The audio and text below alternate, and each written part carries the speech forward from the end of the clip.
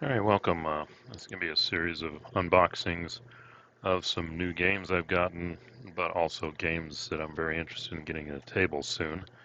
Um, Previously, I'd only done unboxings for new stuff and games that maybe, on BGG there hasn't been an unboxing done, but you're going to see with most of these games here, this is the first one here that there are some unboxings on BGG, but I wanted to do them because I'm excited about the games. I want to get them on the table, and it'd be nice if you had any feedback on these games too. Um, and I did recently purchase 4 games with Worthington that I'm going to hopefully get some unboxings done with. 2 Civil War and 2 from World War II. And this first one here has always been a battle of the Peninsula campaign between McClellan and ultimately Lee, I think after Johnston was replaced when he was injured. Um, so this is the first one. It's their Civil War Brigade series. Old school wargaming, they call it. And I'll flip it over here. And I do apologize. My lighting is different here, so I'm going to have these glossy boxes going to show the 2 white lights a little, so just bear with me there. All right, let's go ahead and read the back of the box here. Volume 3. I do have another one. I have Antietam. I haven't gotten Shiloh yet. But this is an interesting one. That you can fight 4 key engagements from the 7 Days battles on the Peninsula, coming up from Hampton Roads towards Richmond in 1862 July. There's also the 7 Days was a tactical draw, but in the end, McClellan had to withdraw. He was supposedly not aggressive enough. Lee, when he took over, was aggressive. Jeff Stewart did his, I guess it was, I forgot what they call it, where he literally galloped all the way around the Union Army. And Jackson, uncharacteristically, Stonewall was what we'd call lethargic. He didn't quite get into the battle a lot, but this is going to simulate 4 different battles here. We'll see that when we open it up. It does say 2 players, can be played solitaire, and everything I've seen is solitaire is fine. 4 out of 10 difficulty, and that's good. They say it is not overly complex. This is Brigade series. It would be not as complex as Blind Sword, or I forgot the other one by Luttman and Gettysburg and that whole series. So it's not quite as complex as those. This is a good game to get into to just play the game. I mean, that's kind of what they're talking about here. Worthington read a review where they said they use the KISS principle. 2 double-side mounted game boards. That's pretty cool. That makes it heavy. 4 counter sheets, rule book, battle book, player aid cards. Okay, so let's go ahead and pop the cover on this. Get the glossy thing out of the way here. And some of the stuff you do have 2 colored D10s for dice rolling. You get a bunch of Ziploc bags. I even saw on some of the BGG sites people have given recommendations on how to divide up the counters and mark these if you want. So that's good. Put these aside. And then we're going to also see we've got beginning to see the map boards here. I'll pull both of them out. Yep, and these are definitely mounted. You can see that here. So we'll look at these in a second. And then further down, we have the counters, and this is what I'd call the new style of doing counters. Yeah, they've got a nice little feeling to them, texture and the rounded corners already, etc. Not the old smaller ones. I'm going to have to do it this way, I think. Yeah, here we go. So let's see, we got some other counters. We'll get back to them in a second. Here we go. It looks like 2 of the sheets are mainly made up of these strength rotation, but we'll look at that in a second. And here we go. Here's the rules. Try and get the glare not to happen here. So this is the series rules. 1.3 Bravo. You can probably go online and get the latest version if there is a newer version. And then we have the playbook, which will probably have the scenarios. I'm just doing it quick. And then we have 2 identical player aid cards, pretty straightforward. Movement chart, morale chart, fire range, looks like artillery. 2 to 5 hexes, nice. doubled artillery close in. I'm interpreting here. And then we have our combat results table. And I think these are strength point results here. Morale check for an M. Target takes that many steps, make the morale check. And then the R, lose steps and retreat. Pretty straightforward. And then we have the train effects chart. Blocking terrain, friendly units being fired over that are adjacent to the target unit, you can't do that, and woods. Movement, terrain bonus, and blocks line of sight, nice, pretty straightforward. And this one should be pretty much the same. Yep, 2-player HR, so it's pretty straightforward here. So let's look a little more in detail at the counters first here. Yeah, this is a whole sheet of strength counters. And yeah, other side is continues in numbers. I did read somewhere that strength counters for every unit can become messy, but also there's no stacking, 1 unit per hex, so this makes it manageable in this game here. Also looking at making a vassal mod for this if one isn't available soon. So this will be interesting to implement here. Here's another one. And we got fired for artillery. It looks like routed, out of command. Command and control is important in this game from what I've read. Strength markers, etc. Yeah, it's pretty much the same on this side. So these are, whoops. And this, of course, proves they are ready to come out. Don't have to do much clipping here. And then we've even still got more here. And up here, oops, losing Seymour now. So let's just look at the opposing forces here. I guess I can leave it just like this. So obviously here is the Confederates. And we do see the leaders, Lee, Longstreet, Jackson, D.H. Hill, A.P. Hill, Huger, Magruder. Yeah, he was the actor, I think, who pretended he was stronger than he was and made McClellan kind of stand down. Or at least McClellan being conservative. Holmes, and of course Jeb Stuart. Yeah, I think that's all of them. And then we get into, well, here's some other leaders too. And then we get into the actual infantry and cavalry brigades and then artillery. So looks like standard infantry, cavalry, artillery, combat units. Obviously color-coded, I'm assuming, for their corps. Okay. Then we come over here to the Union. Let's see if we can find the, here we go. Army of the Potomac, AOP, McClellan. And then we have Sumner, Heintzelman, 3rd Corps, Keyes, 4th Corps, Porter, 5th Corps, Franklin, 6th Corps. And I think that, or this guy may be cavalry. Yeah, you can tell there's a star here, Sumner. Okay, get it right there. Here's another Sumner. Wonder if they were related or the same. And again, color-coded for their corps. And I'm guessing that's original strength. Yeah, if you look at this, these strength markers can come pretty high. I mean, 24. Going to be a lot of attrition there to knock things down. There's the artillery. Looks like you also follow total casualties. Okay.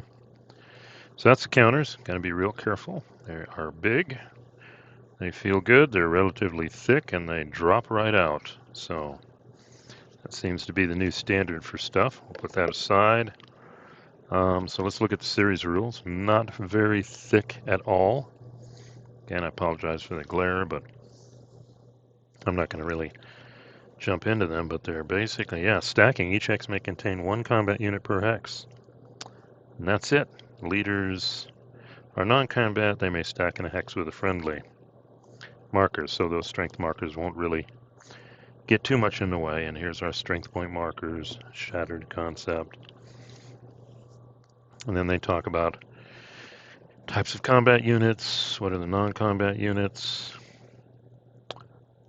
S strength point is 8. The gold surrounding the box represents morale. Oh, okay. Color represents morale. Gold morale is 9. Black is 7. Green is 5. That's probably not good. Infantry, cavalry, artillery, and a leader. Okay, so we got that. Strength points and morale are indicated by that number, or at least starting, I would say, strength points. Cavalry is always mounted unless they're dismounted. Kind of makes sense. And then we do have, we'll come over here to the second player. Well, you can see the first player. So apparently you have a command phase, an org phase, offensive artillery, movement, combat, and then the defender can do defensive fire. That's important. And then the attacker fires. And then a rally phase. And I think that repeats. Okay. Then they get into command and control. I read somewhere it's like they have a range of 4 hexes.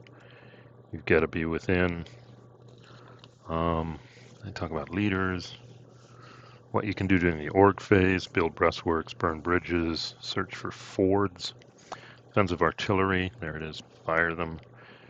Movement phase, set movement points. Okay, that's why we don't have those on the counter. Infantry is 6. Dismounted cav and limbered artillery, and then mounted cav and leaders can do 9. Limbered artillery may not move adjacent, makes sense. Got some examples of play here.